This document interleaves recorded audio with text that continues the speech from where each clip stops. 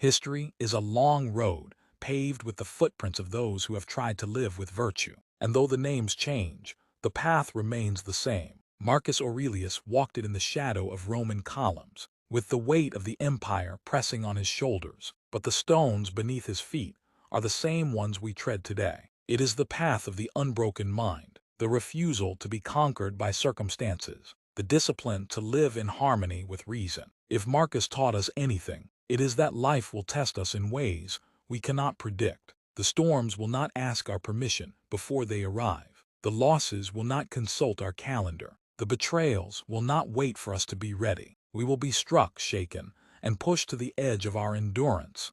But if we choose to walk the path as he did, we will remain standing, not because the wind is gentle, but because our roots grow deep. The philosophy he lived was not an abstract theory to be admired from afar. It was a practical tool to be sharpened and wielded daily. In the quiet of the morning, it is the decision to greet the day without bitterness. In the heat of conflict, it is the discipline to hold our tongue when anger burns to speak. In moments of triumph, it is the humility to remember that all victories are temporary. In moments of despair, it is the courage to see that all suffering is temporary as well. This path does not end with death, for it is not about the body that walks it, but the soul that shapes it. Every step we take in self-mastery becomes part of something larger than ourselves, an unbroken chain that stretches back through time, linking us to every man or woman who ever chose principle over comfort, truth over lies, courage over fear.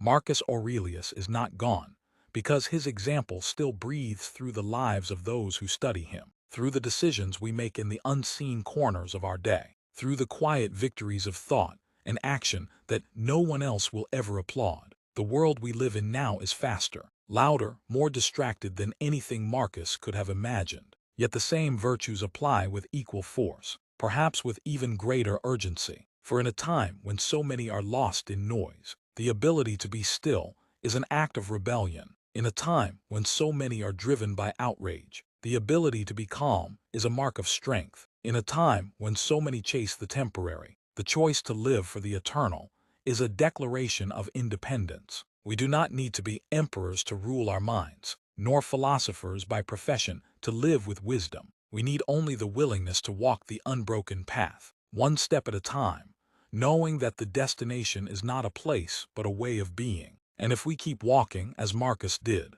we may find that the true reward is not in what we reach, but in what we become along the way, steady in the storm, grounded in truth, and unshakable in the face of all that life can throw against us. Marcus Aurelius did not cling to the throne, nor to the illusion of immortality. He had ruled with strength, fought with resolve, and endured with patience.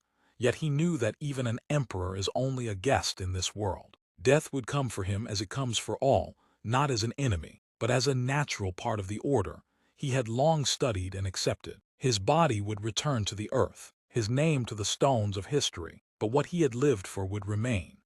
The quiet conviction that the worth of a life is measured not by its span or its spoils, but by its virtue. This, above all, was his last lesson to us, that we are not defined by the chaos around us, nor by the praises or insults of others, but by the choices we make in the silence of our own minds. Empires will fall, cities will crumble, names will fade, yet the discipline to meet each day with courage and integrity is beyond the reach of time. That is the treasure we carry with us, and it is one we can choose at any moment. The years ahead will test us, just as they tested him.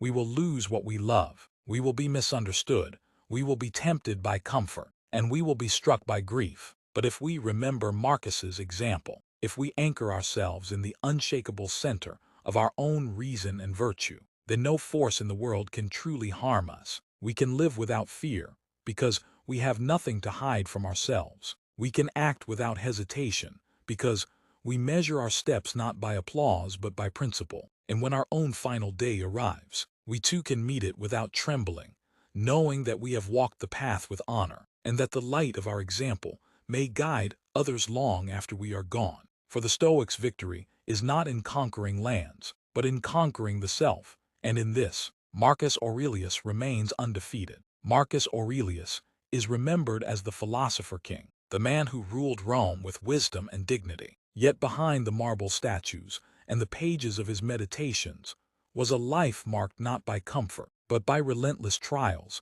From a young age, Marcus's health was fragile. Throughout his reign, he battled chronic chest and stomach pains, often leading his armies into the freezing northern frontiers, while enduring fevers and exhaustion that would have broken lesser men. But illness was only the first shadow over his life. He faced the loss of several of his children, burying them before they could grow. Each funeral a quiet wound he carried into the next day of ruling an empire. Even within the palace walls, loyalty was never certain. His most trusted general, Avidius Cassius, betrayed him, declaring himself emperor while Marcus was far from Rome. Yet when the rebellion collapsed, Marcus refused vengeance, choosing mercy over blood. All this unfolded as the empire faced war, famine, and the Antonine Plague, which claimed millions of lives. Through it all, Marcus turned not to despair, but to philosophy.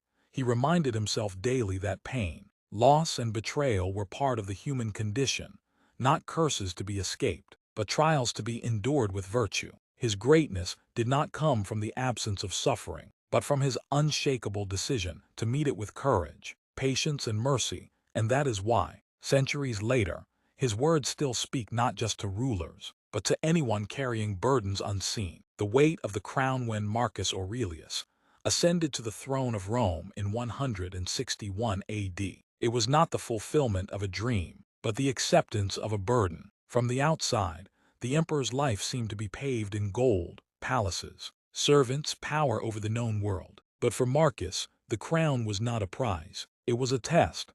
His health had been fragile since youth, his body often racked with fatigue, chest pains, and fevers that followed him into adulthood. The physicians of Rome could offer little more than temporary relief. Yet he refused to retreat from his duties. Almost immediately, his reign was marked by crisis. The Parthian Empire pressed against Rome's eastern borders, demanding a military response. And within the first years of his rule, the Antonine Plague swept through the empire, killing soldiers, farmers, and citizens alike. In the midst of these disasters, Marcus also endured private heartbreak, the death of children who would never inherit the legacy he was fighting to preserve. Even as his armies marched and his advisors debated in the marble halls, Marcus carried an invisible weight, the knowledge that every decision he made determined the fate of millions. He could not show weakness, yet in the quiet of the night, he poured his thoughts into his journal, the writings we now call meditations. In those pages, he reminded himself of a truth he clung to, that a man's worth is not measured by comfort or applause, but by his ability to endure and to act with justice, even when the world closes in.